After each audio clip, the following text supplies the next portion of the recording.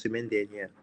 Je disais, vous devez abandonner un peu vos produits et vous concentrer sur les solutions qu'apportent les différents produits et services qui sont proposés au sein de l'entreprise de MLM dans laquelle vous travaillez. Vous devez développer vos connaissances par rapport à cela. Il y a beaucoup de personnes qui m'ont contacté. Je leur ai offert des livres, je leur ai donné des références de sites internet ou encore des liens ou encore même beaucoup d'autres plateformes pour pouvoir se cultiver.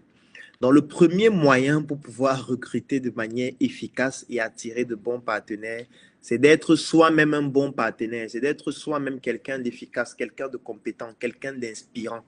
Et vous ne pouvez pas être quelqu'un d'inspirant si vous n'avez pas de connaissances, si vous n'êtes pas cultivé, si vous n'inspirez pas les gens qui sont autour de vous. Donc, la première technique pour recruter des bonnes ressources, c'est de devenir quelqu'un d'inspirant. Et pour devenir quelqu'un d'inspirant, il faut savoir qui vous êtes, il faut savoir ce que vous faites, il faut avoir suffisamment de connaissances en ce qui concerne le secteur d'activité dans lequel vous êtes. Il faut aimer ce que vous faites parce que l'amour pour ce que vous faites se reflète facilement à l'extérieur. Même votre aura montre que vous aimez ce que vous faites. Et facilement, cela va naturellement attirer des gens vers vous.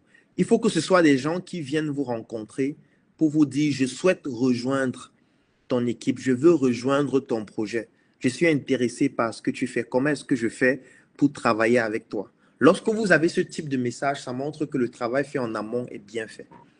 Si vous devez au quotidien courir après des gens pour les convaincre à rejoindre votre équipe, ça veut dire que ce que vous faites n'est pas fait de manière optimale et ne fonctionne pas. Il va juste vous créer plus de problèmes.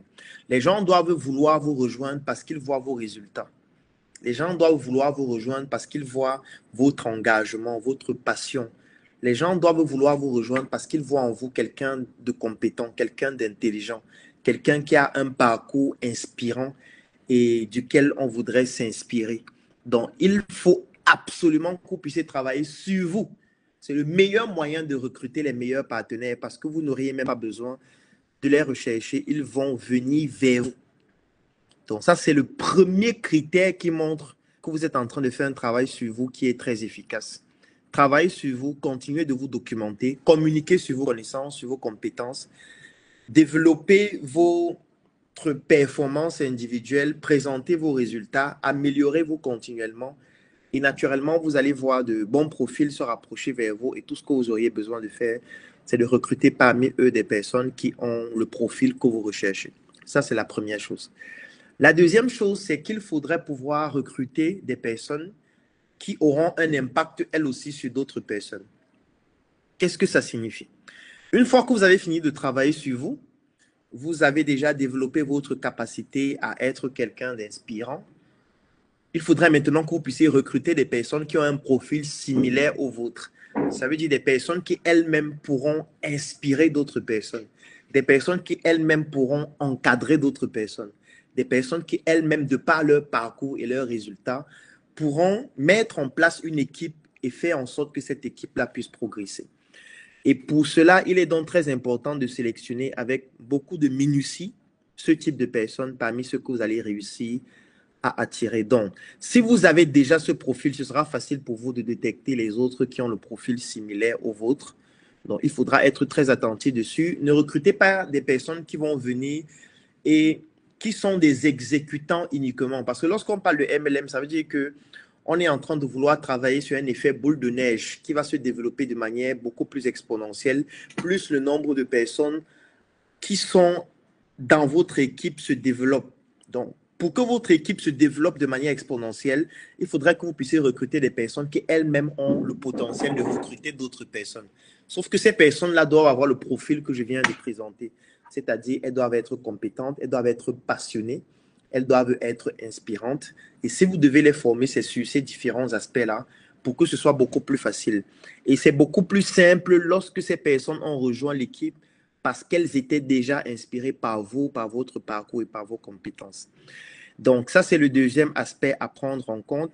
Le troisième aspect à prendre en compte, c'est de pouvoir faire intégrer dans votre équipe des personnes qui, elles, ont déjà de l'influence ou ont la capacité d'avoir de l'influence sur d'autres personnes. Je vais prendre un exemple. Si je dois recruter un jeune qui est motivé, qui veut rejoindre mon équipe parce que, voilà, je lui ai expliqué que dans 6 mois, tu vas gagner un voyage à Dubaï, tu auras une grosse voiture neuve et tout ce qui va dans ce sens-là.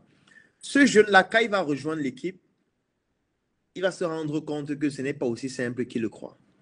On va lui dire au quotidien, tu dois faire intégrer 10 personnes, 20 personnes. Tous les jours, on va l'insulter dans la rue. On va le traiter de voleur, bandit et tout. Et puis, il aura tellement reçu d'ondes négatives tout le temps, tout le temps, tout le temps, au point où ça va le dénaturer lui-même.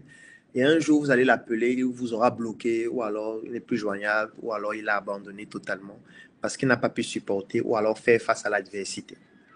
Par contre, vous pouvez décider de cibler un enseignant. Mais vous n'allez pas cibler l'enseignant en allant rencontrer l'enseignant pour lui dire, monsieur l'enseignant, je voudrais que tu rejoignes mon entreprise de marketing de réseau. Non. Vous devez pouvoir pousser l'enseignant à comprendre que vous êtes quelqu'un qui doit pouvoir travailler avec lui parce que vous avez une certaine compétence, parce que vous êtes complémentaire à ce qu'il fait, parce que vous avez un savoir-faire, vous avez une certaine passion et du coup, il a envie de travailler avec des personnes comme vous. Donc, vous pouvez vous dire, ma cible, ce sont les enseignants. Et je vais essayer de montrer aux enseignants la plus-value que j'ai à leur apporter. Cette plus-value ne doit pas être l'argent. Ça ne doit pas être les voitures, les maisons, les voyages. Laissez tout ça. Ça doit être vous. Ça doit être votre côté humain. Ça doit être vos connaissances. Ça doit être vos compétences. Ça doit être votre capacité à pouvoir connecter avec les gens, à pouvoir les accompagner, à progresser dans leur activité principale. Ce sera beaucoup plus intéressant pour vous. Pourquoi? Parce qu'un enseignant, c'est quelqu'un qui a déjà de l'influence auprès de plusieurs personnes, notamment auprès de ses élèves, auprès de ses étudiants, dans sa famille ou dans toute autre sphère dans laquelle il a une certaine influence. Et du coup, avoir ce type de personnes dans votre équipe qui rejoint votre équipe parce que inspiré par vous, ce sera beaucoup plus efficace. Pourquoi? Parce que cet enseignant-là pourra beaucoup plus facilement, lui aussi, à travers ses résultats, à travers ses compétences, à travers son parcours, inspirer d'autres étudiants, inspirer d'autres enseignants, inspirer d'autres jeunes ou de moins jeunes qui, eux aussi, vont vouloir rejoindre cet enseignant-là pour pouvoir s'inspirer de son parcours. Et donc, c'est comme ça que le réseau se développe beaucoup plus facilement parce que cet enseignant a cette capacité naturelle à pouvoir influencer les autres parce qu'il a un parcours déjà qui inspire, mais que vous devez pouvoir modeler pour que cette inspiration-là corresponde à l'entreprise dans laquelle vous êtes en train de travailler. C'est pareil pour un médecin qui consulte des dizaines, des centaines de patients par jour. C'est pareil pour toutes les personnes qui ont une certaine influence auprès d'un certain public. Donc, c'est le type de partenaire que vous devez rechercher. L'avantage avec ce type de partenaire, c'est que vous n'avez pas besoin d'en avoir plusieurs. Vous pouvez avoir un seul partenaire qui est un enseignant, mais cet enseignant enseigne dans 5 écoles ou dans 3 établissements et touche 500 ou 1000 personnes par an et du coup a la capacité de faire grandir votre réseau beaucoup plus rapidement qu'une seule personne que vous allez faire intégrer dans votre réseau qui n'a pas la capacité d'influencer les autres et vous seriez obligé de prospecter 10, 15, 20, 30, 50 personnes tout le temps, ce qui est essoufflant et vous seriez en même temps obligé de les motiver tout le temps, de les pousser à progresser, ce qui n'est pas quelque chose d'efficace. Donc, l'autre aspect à prendre en compte, c'est de pouvoir identifier des